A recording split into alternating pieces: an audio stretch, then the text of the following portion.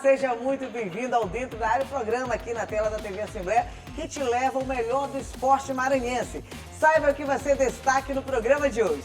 Sampaio confirma Felipe Surian como técnico para a temporada 2025. Segundinha do Maranhense começa com vitória do Real Codó e empate entre Santa Quitéria e ETZ Esporte. Você vai ver ainda, Brasil e Uruguai empatam na primeira rodada da Copa das Seleções Vozes da Amazônia. E mais, no quadro curioso do esporte, o lançamento do livro O Almanaque do Futebol Maranhense Antigo, Pequenas Histórias. Tudo isso agora no Dentro da Área, que já está no ar.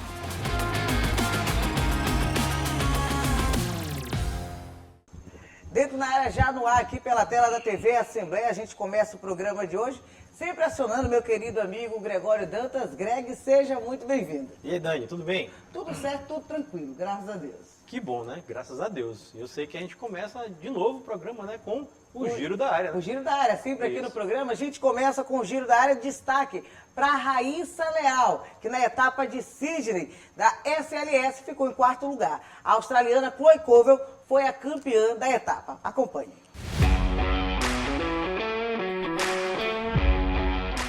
A maranhense Raíssa Leal ficou fora do pódio da etapa da Liga Mundial de Skate Street, a SLS, disputada no último fim de semana em Sydney, na Austrália. A australiana Chloe Covell ficou com o primeiro lugar, ao somar 31,8 pontos. As japonesas Liz Akama e Funa Nakayama completaram o pódio com prata e o bronze. Raíssa Leal ficou em quarto lugar, conquistando 23,8 pontos.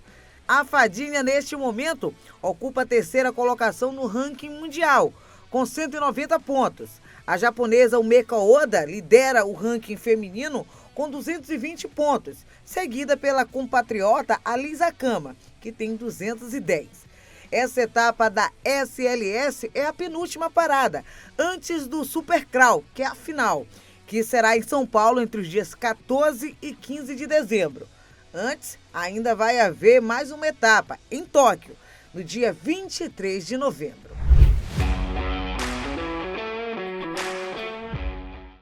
Muito bacana esse giro, a gente trazendo detalhe, Greg, da Raíssa Leal. A Raíssa Leal que ficou em quarto dessa vez, acabou caindo ali na última volta das pistas e ficou em quarto lugar. É verdade, Dani, mas a gente tem que destacar a nossa fadinha do skate, a Raíssa Leal, como uma das competidoras principais do circuito mundial de skate. Né? A gente sabe que a SLS é o circuito mundial de skate, sabemos também que a nossa querida Raíssa Leal é bicampeã mundial, né? Já tem uma vasta experiência, apesar da pouca idade, prata olímpica em Tóquio 2020, bronze em Paris 2024, recentemente ganhou uma etapa da SLS que aconteceu em Roma, na Itália, e agora foi para a Austrália e infelizmente não conseguiu ficar no pódio, mas é da competição. Em primeiro lugar foi a Chloe Covell, que é amiga da Raíssa Leal, né, também muito jovem. Em segundo lugar, a japonesa, a Liz Akama. Muitos brasileiros lembram desse nome. É verdade. E em terceiro lugar, a Funa Nakayama, que passou a Raíssa justamente na última volta, né? Na última manobra dela, fez uma nota muito alta, de mais de 87 pontos, então ela ultrapassou a Raíssa acabou na quarta colocação. Mas isso aqui é só uma etapa, a gente destaca que a etapa de Sydney é a penúltima antes do Super Crawl, né? Que é o evento principal, que este ano vai acontecer aqui no Brasil, em São Paulo, entre os dias 14 e 15 de dezembro, e a gente espera que a Raíssa chegue lá, chegue bem no Super Crawl, para ir em busca aí do tricampeonato mundial. E a gente fica na torcida para a Raíssa Leal. Agora a gente vai trazer o quadro bem bacana do programa, o Curioso do Esporte. Rafael Albuquerque conversou com o escritor Hugo Saraiva, que lançou o livro O Almanaque do Futebol Antigo, contando histórias. A gente acompanha agora a reportagem com o Rafael Albuquerque.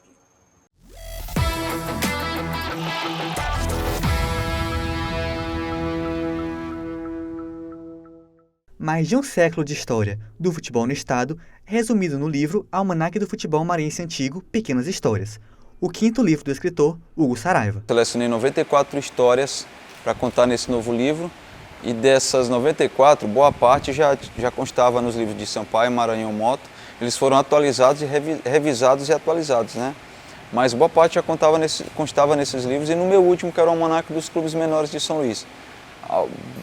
uma boa parte também eu já tive em processo de pesquisa depois, né? Mas do momento de fazer o projeto do livro e finalizar, eu demorei uns 3 meses para escolher essas 94 pequenas histórias que teve de melhor e de pior aqui no futebol maranhense. Um retrato da grandeza e beleza de uma das classes esportivas mais importantes do país. Mais do que simples contos, a obra permite a valorização da rica história do futebol maranhense. O Maranhão é um dos estados mais ricos em cultura e também em esporte, né? O torcedor é que ainda falta entender isso e abraçar mais os clubes daqui. Do mesmo jeito que ele abraça um clube de fora, ele deveria abraçar um clube daqui. Acho que no momento que o torcedor conhecer a história do que é um Sampaio Corrêa, um motoclube. Referências a jogadores como Pelé, Garrincha e Rivelino, além de mais de 15 clubes locais. Um compilado de 94 contos curiosos e inusitados que, muitas vezes, os torcedores não conhecem sobre seus próprios clubes. E aqui o livro ele é muito rico. Por exemplo, eu conto sobre as excursões do ferroviário até a Colômbia na década de 80, né? A excursão do Maranhão até a África, numa época que a África estava em guerra civil, né? A Colômbia também. A vinda de clubes do exterior aqui ao Maranhão, como os times do Suriname, o Colorado dos Estados Unidos ele veio fazer amistoso aqui em São Luís. A passagem da Seleção Brasileira Olímpica aqui em São Luís, a Seleção Brasileira, de juniores, a Seleção da Argentina Olímpica, né, os 2 jogos contra o Sampaio Corrêa. E tem muita história, Rivelino no Sampaio Corrêa, Garrincha aqui pelo Bacabal, pela Imperatriz, né? Enfim, tem muita história legal. O livro tenta preservar a memória de momentos marcantes que o tempo ainda não apagou, tornando-se uma completa viagem no tempo em 240 páginas. Quem quiser adquirir esse meu novo livro, ele está disponível em livrarias aqui em São Luís, né? É um valor muito simbólico para adquirir um trabalho bem feito desse aqui, onde o torcedor, né, o leitor, ele pode encontrar 94 passagens curiosas sobre o que de melhor e o que de pior aconteceu dentro do futebol maranhense.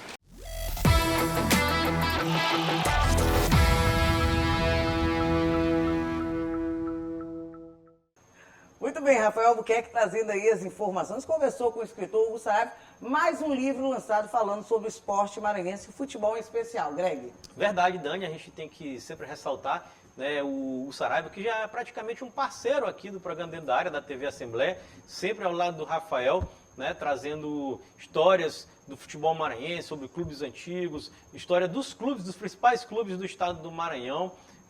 E agora chega ao seu 5º livro, com esse Almanaque do Futebol Maranhense, Almanaque do Futebol Maranhense Antigo, Pequenas Histórias, né? São histórias pitorescas, histórias legais, histórias divertidas e histórias que fazem com que as pessoas se apaixonem pelo futebol maranhense, né? Este é o 5º livro dele, a gente já destacou aqui as outras 4 publicações, já teve livro sobre o Sampaio, sobre o Maranhão Atlético Clube, sobre o Moto, sobre os clubes que deixaram de existir. E agora essa nova publicação que engrandece, né, a literatura maranhense. Lembrando que o livro está à disposição para quem quiser comprar pelo site, né, também pelo e-mail do próprio Hugo Saraiva e na livraria Amei, né, Dani, aqui no Shopping Center aqui de São Luís. Isso mesmo. Agora a gente vai novamente para o intervalo. A gente daqui a pouco traz informações da Copa das Seleções Vozes da Amazônia. Brasil e Uruguai empataram na primeira rodada. Daqui a pouco, depois do intervalo.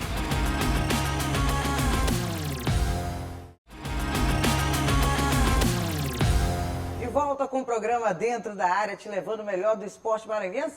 E agora a gente vai trazer uma reportagem bem bacana sobre a abertura da Copa das Seleções Vozes da Amazônia, que está acontecendo aqui na capital maranhense.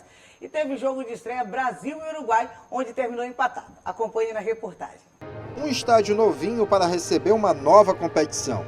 A primeira edição da Copa das Seleções Vozes da Amazônia foi realizada no estádio Castelão, em São Luís. Foi a união entre o esporte e a bandeira dos direitos humanos e sociais. Aqui é o pontapé inicial, né? É o início de um processo desse jogo, né? Que não vai estar aqui na disputa de quem ganha e quem perde, mas um jogo que agrega, que une as pautas, que une todas essas pautas centrais hoje, como o enfrentamento à crise climática, o combate ao racismo, a proteção da Amazônia e a valorização das vozes indígenas. Maranhão sendo pioneiro na Copa das Seleções Voz da Amazônia e tendo pautas importantes, né, como clima, preservação da floresta, valorização dos povos indígenas, e nada melhor que unir o futebol para poder unir as nações. A competição foi aberta com um clássico do futebol mundial, Brasil e Uruguai. 4 seleções vão passar pelo gramado do Estádio Castelão ao longo de mais de uma semana, dentro desta primeira edição da Copa das Seleções Vozes da Amazônia. As seleções participantes são Brasil, Uruguai, Argentina e Angola. Nos elencos, grandes nomes que defenderam esses países nos últimos 10, 15 anos. O público que compareceu ao Gigante do Outeiro da Cruz para assistir aos jogos aprovou a ideia de aliar futebol a causas sociais. Os povos originários, eles são de fundamentais importância para a cultura brasileira, e o povo brasileiro precisa conhecer mais essa cultura, e além de conhecer, o povo brasileiro precisa valorizar mais. E o Maranhão, ele é rico em várias aldeias, muitas aldeias originárias. Só para você ter uma ideia, é a região ali de Arame, Buriticupu, Grajaú, nós temos mais de 14 aldeias indígenas e muitos deles são esquecidos. Então, um evento como esse, ele traz essa valorização, ele traz esse reconhecimento e, principalmente, ele traz uma visão da sociedade melhor em prol desse povo e dos povos originários.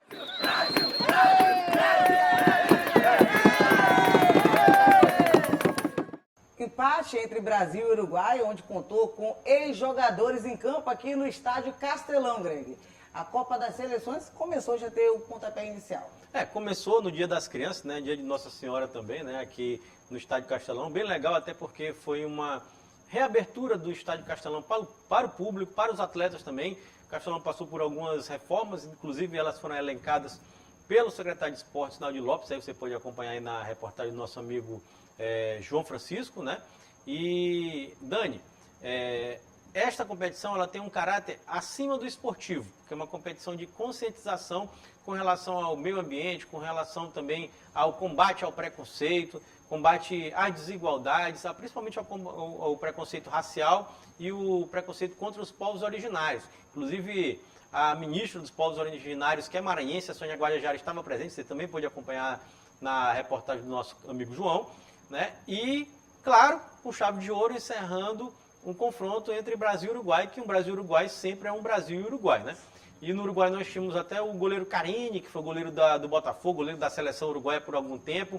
E do lado do Brasil tínhamos o Maicon na lateral direita, o Renato, que é meio campo, que foi do Sevilha, do Santos, da seleção brasileira, jogou a Copa do Mundo.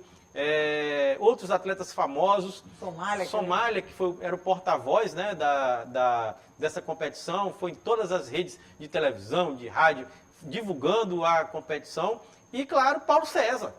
E foi justamente o Paulo César que fez o gol, o maranhense Paulo César, que fez o gol, que todo mundo conhece muito, né, sabe muito da qualidade do Paulo César, que fez o gol do empate, né, entre Brasil e Uruguai. É só um primeiro passo. Durante a semana toda nós teremos continuação, né, da competição, e só no próximo final de semana teremos o encerramento. A final, né, final da Copa das Seleções. Isso mesmo. A gente vai agora para o último intervalo do programa. Vamos trazer informações do técnico Felipe Surian. Sampaio confirmou Felipe Surian para a temporada 2025.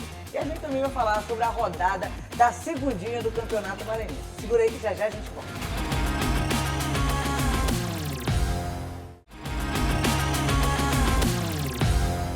De volta com o Dentro da Área aqui pela TV Assembleia. Muito obrigada pela sua audiência. Agora a gente fala de futebol. Vamos falar de Sampaio Corrêa, mas ainda não é falando sobre o tapetão, saber se é Série C ou Série D. A gente vai falar agora de montagem da equipe para a temporada 2025. O técnico Felipe Surian foi confirmado pelo presidente Sérgio Frota no último fim de semana. Surian fica para 2025, Greg.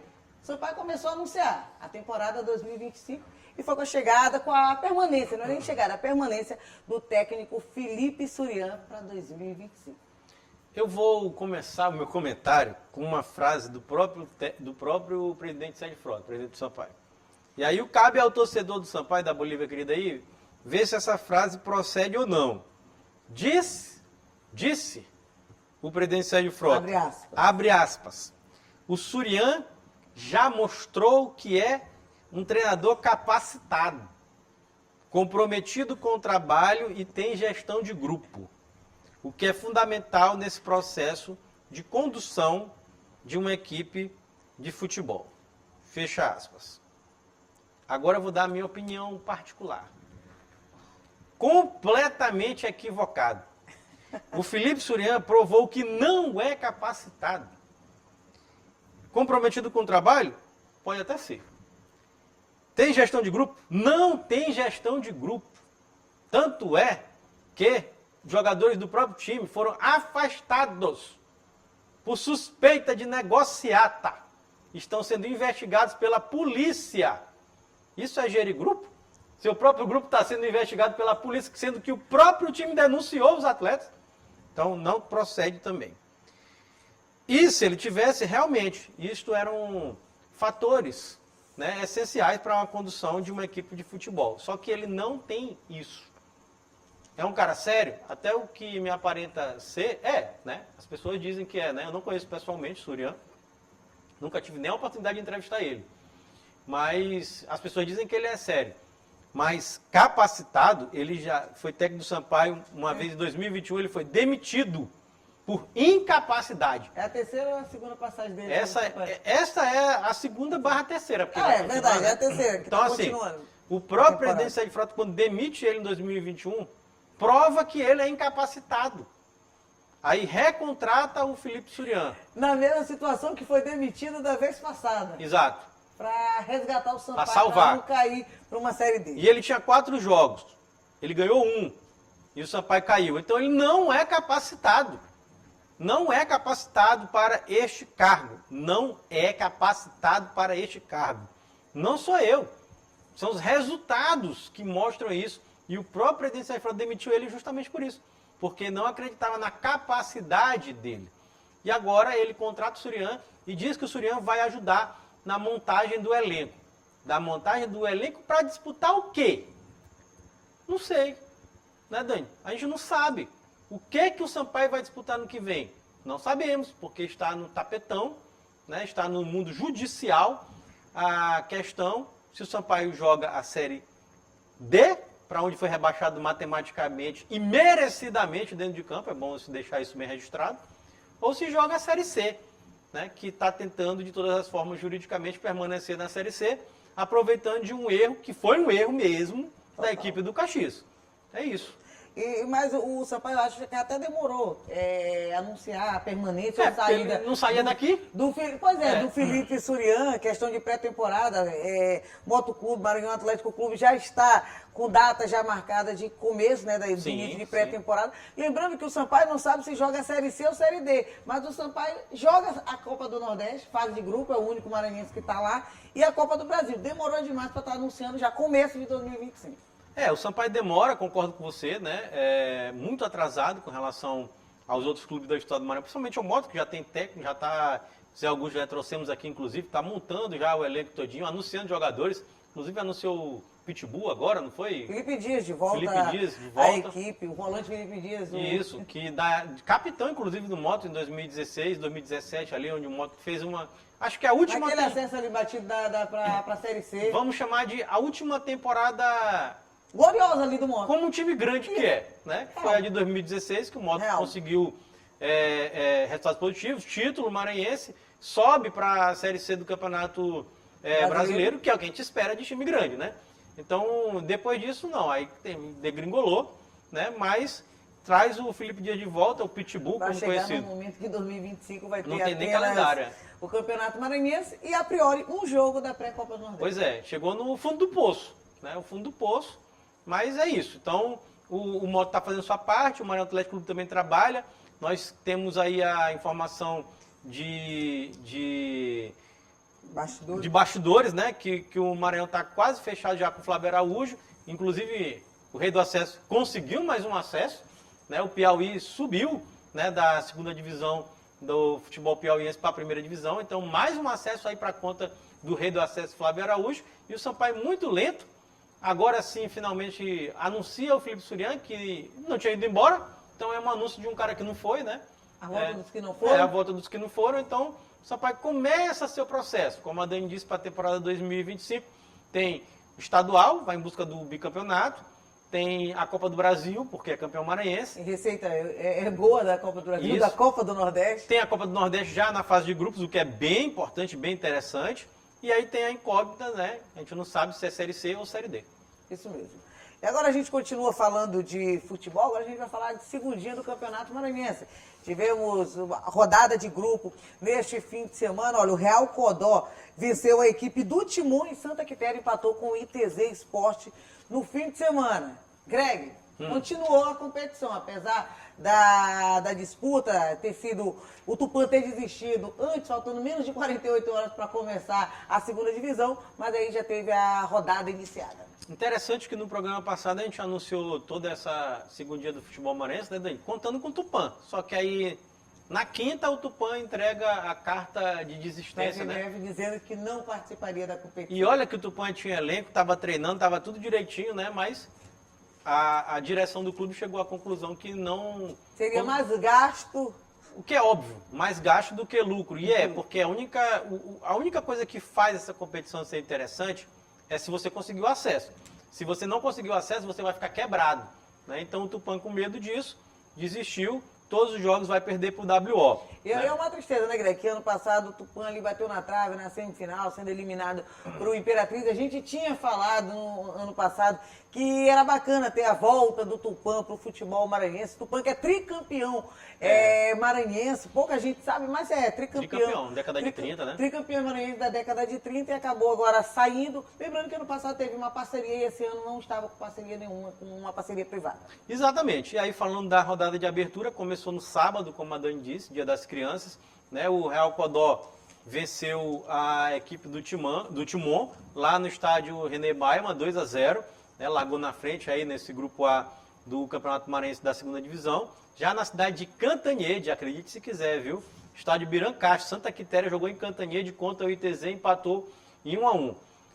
A Federação Maranhense é tão desorganizada que até esse momento nós não sabemos a segunda rodada quando vai ser, não sabemos horário, não sabemos dia, não sabemos data, não sabemos lugar, não sabemos nada.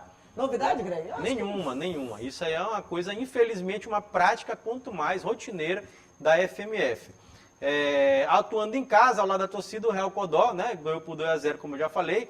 Adrian e Richard marcaram os gols. Na próxima rodada, Dani, a equipe de Codó vai vai a Imperatriz enfrentar o ITZ, no estádio Frei Epifânio da Abadia, ou no Ione Tomé. Até isso não sabe. Ou seja, não sabe. Pode ser também lá em Ione Tomé, que é em João Lisboa. E esse jogo que eu te disse, que não tem horário, não tem nada divulgado, não tem nem local, né? Em Cantanhede, né, no estádio Birancastro, o Santa Quitéria e o ITZ empataram por 1-1. Na segunda rodada, o ITZ recebe o Real Codó. E o Santa Quitéria duela com o Timon, possivelmente novamente lá no Birancastro. Lembrando que Tupã e Iape não aconteceu, como a Dani já relatou aqui, porque o Tupã desistiu de jogar a Série A, a Série B, né, do estadual, todos os jogos vai perder por WO. Te destaca também, que é muito importante lembrar, que nessa competição são dois grupos, um grupo que é do interior e um grupo aqui que é da capital. Desses dois grupos, os dois primeiros se classificam, vão para as semifinais. Aí eles se cruzam, né, o primeiro contra o segundo do grupo, assim, respectivamente, e os dois primeiros chegam à final. A final é em jogo único. E os dois primeiros sobem para a Série A em 2025. Isso mesmo.